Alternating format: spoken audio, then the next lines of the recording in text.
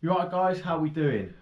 Another YouTube video. Today I wanted to talk about motor unit recruitment, speed training, and why you're probably neglecting speed, velocity in stuff of that nature in your training and what it can do for you. So if you're somebody that lifts very slowly or somebody that grinds through reps a lot, doesn't really have that snapping feeling that you should be having when you're lifting, then velocity and speed training is pretty much suited for you, and it's suited for everyone, and everyone should be doing it, but there's people that struggle more than others, right? So essentially, to start the video, if we go into motor units first, because this is the basis of muscle contraction. This is where all the magic happens, right? So motor units are spread evenly across all your muscle fibers. Now, when one motor unit fires, a small group of muscle fibers will contract, very weak. The more of them that fire, and they don't actually fire, but that go off, the more of them that go off at once, the harder the contraction, and the more snappier your lifts are. So take somebody like an Olympic weightlifter who has a very high rate of motor unit firing. They are going to have a very solid contraction. So our aim as powerlifters and people who are into strength training is to look at lifting weights from all aspects, right? So lifting weights isn't just putting a bar on your back and just fucking standing up with it. You need to be able to think about it on a more of a deeper scale. So lifting weight requires force, but it also requires speed. If you do not lift it fast enough, the weight will come down and it will beat you. So you need speed. You need to be able to exert a certain amount of force in a certain amount of time. The more motor units you recruit, the easier that job is and the more weight you can lift. Somebody who deadlifts the 500 kilo, so half four, Eddie Hall, Graham Hicks is going to go for 505. Their motor unit recruitment is going to be fucking high. Very, very high. In fact, probably some of the highest in the world. Olympic weightlifters who break records, highest in the world. Why? Because not only have they got more muscle, but they have trained for it. So like when you watch Eddie Hall deadlift on his lead up to 500 kilo, the reps he was pulling were speed reps. He was doing a lot of speed training. Now, everybody just fucking glosses over this as if it doesn't matter or that it's something that only advanced people should do. And it's not. It's really not. So in Eddie Hall's build up to his 500, you see him doing like speed reps with 400 kilo.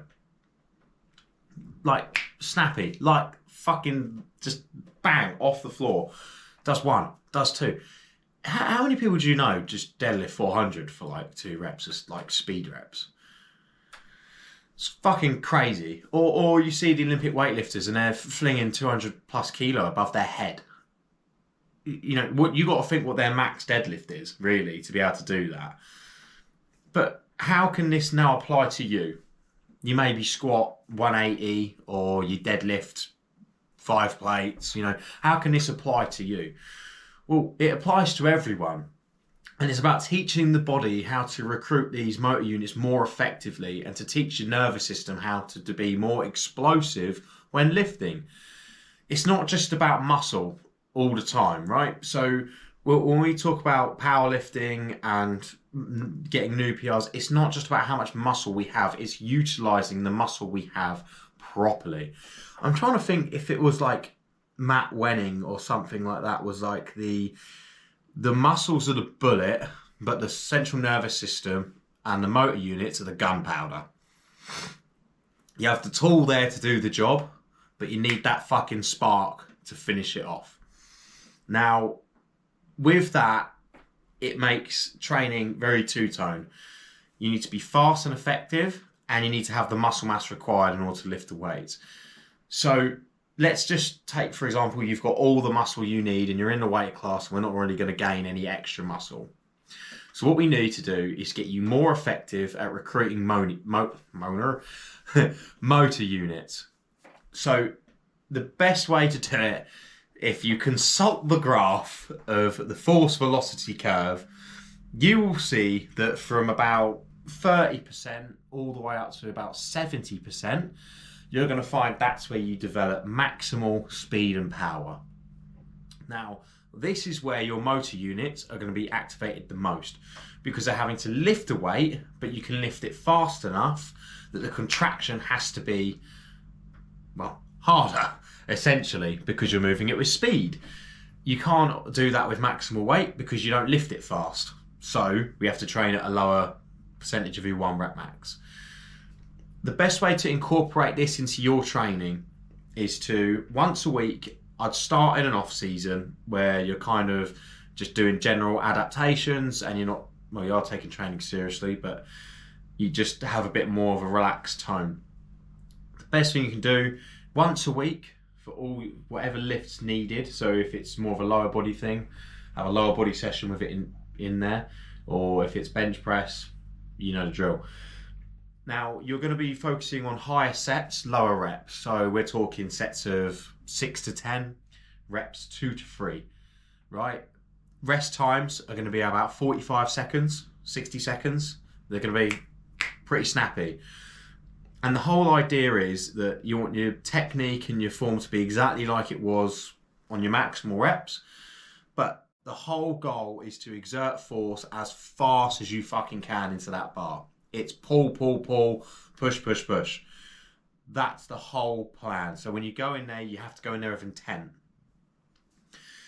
So you'll start off with about 45% of your 1 rep max. It's a good place to start. Over time, if you can measure it, great, but you want to be moving at about a meter a second on average, right? On deadlifts, you probably will be able to get up to about 70% and still maintain a really good bar speed. Now, most people won't be able to measure their bar speed unless they have one of those nice little devices that go on the end of the barbell. But if you don't, just do it by eye. If you look at like Eddie Hall deadlift and how fast that is, you can get a good idea. But really, no more than 70% really is what you're looking at. Bear in mind, you're going to be doing doubles and triples with this, and it's got to be fast. Bench press is probably going to be from 45 to 55%. Squat can probably be from 50 to 60%. Deadlift, 50 to 70%. Now, high sets, low reps, once a week, alongside other training, run it for 12 weeks.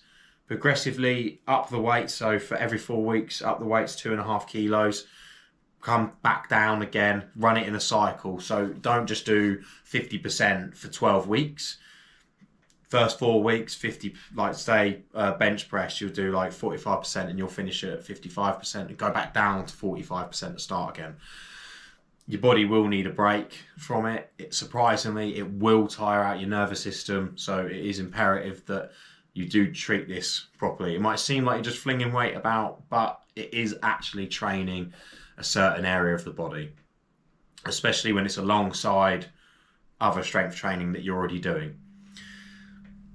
Now, if you're a bit more advanced and let's say you're a bit further along in your lifting career, then you might be looking into using bands. Now, bands are a fucking fantastic tool to use in your program in order to gain more motor unit recruitment. Now, the reason why is because a band pulls the bar down faster than gravity does. It's elastic energy, right? So if you dropped a barbell just like normal, it would fall at, what's it, a 9, what's it, 9 point, I feel like there's a 9.8 in there. Old science class, I'm trying to remember how fast gravity is. There's a 9.8 somewhere, but if you drop a barbell, it's going to travel at a certain speed. When you put a band on it, it's going to fling the weight down. So you being underneath that means you have to lift the barbell even faster. And the higher you go with the bar and the more the bands stretch, the faster you have to be in order to battle that resistance. Perfect, isn't it? So you'll come down to the bottom, or you'll be on a squat, you'll be at the bottom, the resistance is going to be at its least. As you go up to the top, it's going to be its highest. Meaning that no matter where you are in the rep, you're always having to push. Your leverages now mean nothing, because the more you go up, the heavier it gets. So you're working at every stage through the repetition, right? These do burn you out though. So be very, very sparing of them. Don't go overkill on the bands. Make sure you periodize with it as well. Like I said, with the weights, go up in tensions, back down in tensions every 4 weeks. You don't want to be blasting band tension. You will feel fucked. But bands will make you faster. They'll teach you how to lift faster, be faster, and exert force faster. Because that's the most important thing. Exerting force faster. Fucking hell. That white monsters are they're going to kill me. But for any athlete, this is a must. It's an absolute fucking must. And what annoys me in powerlifting is that it's been so forgotten about. And it's been regarded as a West Side Barbell, bullshit, fucking equipped lifters, drug lifters, all of that shit. And it's not. It's just basic science mixed in with weightlifting. Right? It's a necessity that everybody must train, even if you don't compete but want to get stronger. You've got to do it, man. You've got to do it. So the take home for this video is, if you're not doing it already, give it a try for 8 to 12 weeks. See the difference. I'm telling you now, it will make leaps and bounds for your training. That's all I've got for you today. I hope you enjoyed the video. I hope you found something useful today. If you liked it, like it, comment, subscribe, do it. Anything would mean the absolute world to me. So I'll see you guys next time, and I hope you all have a good evening.